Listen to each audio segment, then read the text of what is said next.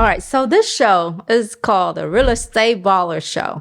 So I'm supposed to be showing you fancy cars and boats and lavishing trips and lifestyles, right? However, there's none of that here. It's almost embarrassing to make this video, but I need to admit something to you. I don't have a lavishing lifestyle. As a matter of fact, I have been traveling for free for the past 4 or 5 years. And it wasn't just me. I took my daughter, my mom, brothers, sisters, nieces, nephews, all 16 of us to travel the world for free. And I don't mean by booking an Airbnb and then complain about it so Airbnb would give me a full refund. And if you are an Airbnb host, you know exactly what I'm talking about. So if you are ready to travel for free, can you hit that like button? And while you're at it, go ahead and subscribe because it's also free.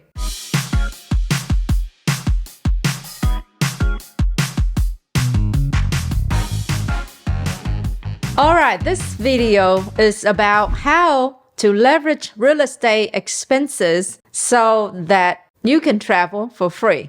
Not by some crazy Airbnb loopholes or by having a sugar daddy or sugar mama to pay for your trips, okay? It is about leveraging your real estate expenses to travel for free. So, in 2019, I took my family to Boston. We stayed at the Renaissance on the water.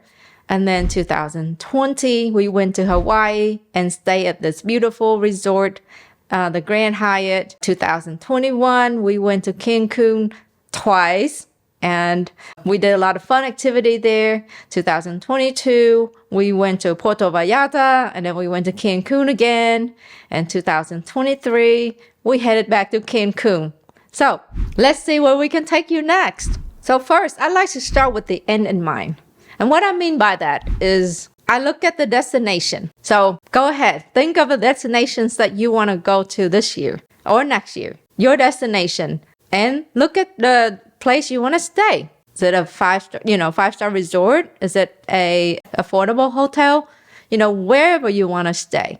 And then do you want to fly first class or do you want to fly economy?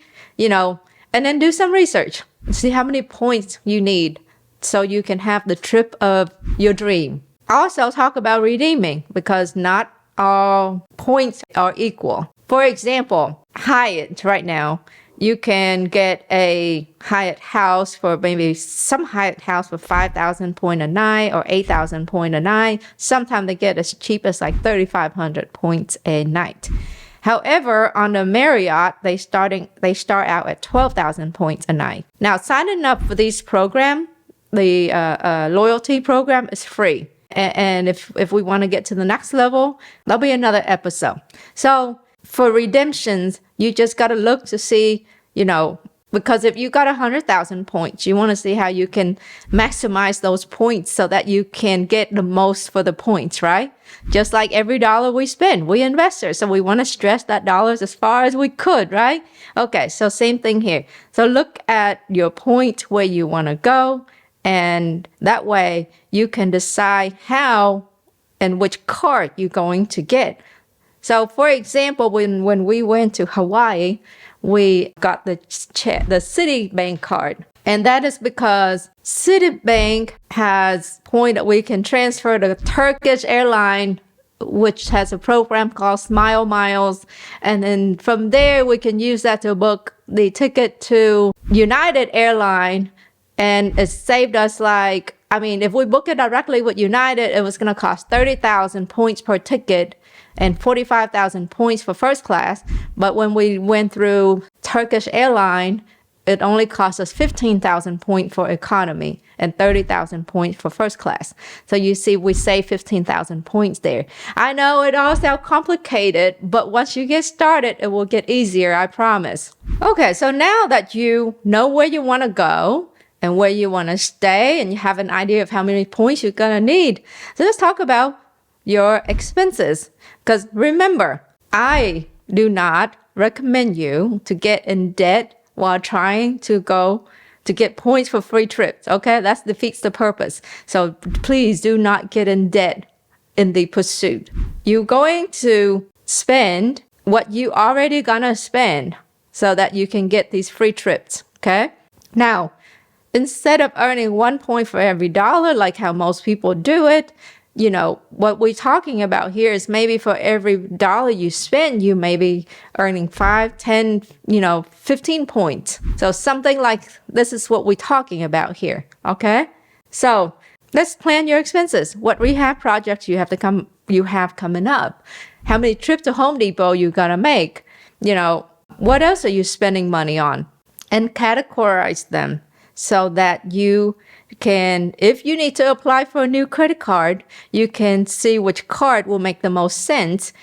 And if you have existing credit card and maybe you've been spending, for restaurant and food on the wrong card, that only earn you 1 point instead of another card, it may earn you 2 points, right? The 3 points per dollar. It's very helpful to review your existing credit card and review your expenses so that you can spend the right category on the right card to maximize your point earning. I'm sorry for this interruption. I've been asked a lot about passive investment. And let's be real, there is nothing passive about being a landlord unless you have a really good property management company. So if you own an Airbnb or a short-term rental and you want to get back your time, please give our team at Buzz Vacation Rental a call at 281-549-8432 or go to our website at pm.buzzvacationrentals.com. Now back to the Real Estate Ballers show. Now, let's talk about the sign-up bonus. The sign-up bonus is probably the biggest point earning occurrence, okay? The sign-up bonus works like this. So let's say you sign up for a Chase credit card and they say if you spend, $3,000 over the next 90 days, you will earn 100,000 points. Now, these numbers are not the real number. I'm just giving a scenario here, okay? So that's what the sign-up bonus is. When I am ready for a new credit card, I would go to doctorofcredit.com and see which card at the moment offer the best sign-up bonus. And I also look at, where are my expenses coming from? Now, if you are new, I don't recommend you to go straight for the brand specific like United or Southwest or Marriott or Hyatt, because the points that you earn on those credit cards has very limited use. Most of the time they can only be used for that brand. So I would recommend with something like, I actually recommend you to start with a Chase card. And you can go with Chase Sapphire or Chase Ink or Chase Unlimited. I know some of these have an annual membership fee, but most of the time, by the time you subtract the what you get for the bonus, what you get from the card versus what you pay, this actually, to me, is very reasonable. So I personally have the Chase Reserve. I used to have the Chase Prefer, but I upgraded because I like to have the extra benefit that come with the Chase, like the lounge access, the free global entry, and then the Chase Reserve has a really good redemption rate. So I'm getting more. I'm using less point to purchase, my airline ticket versus the other credit card. So that's why I have that Chase. Okay. But starting out, I would say, if you have a business, a real estate business, the Chase Inc., you can start with the Chase Inc. Prefer, which costs you about $95 a year. And then the following year, you can reduce it to the Chase Inc. Cash. Okay. All right. So because you plan and you line up your expenses, it's very easy to hit the spending minimum. But for whatever reason that you just couldn't hit your spending minimum, I have a tip for you. And it's going to cost you a like and subscribe if you haven't already. Are you ready for the tip? So here's the tip. The grocery store and office supply store, they do sell gift cards. And occasionally, I think at least every month or so, they would have if you buy the department gift cards, obviously there's no fees, right? But if you buy like a one of these, the Visa or MasterCard, then they will come with an activation fee. So Staple occasionally would have a free activation promotion, so they don't charge $6.95. So you can go in and buy 8 of these without a fee. So I use these to pay for all of my other expenses.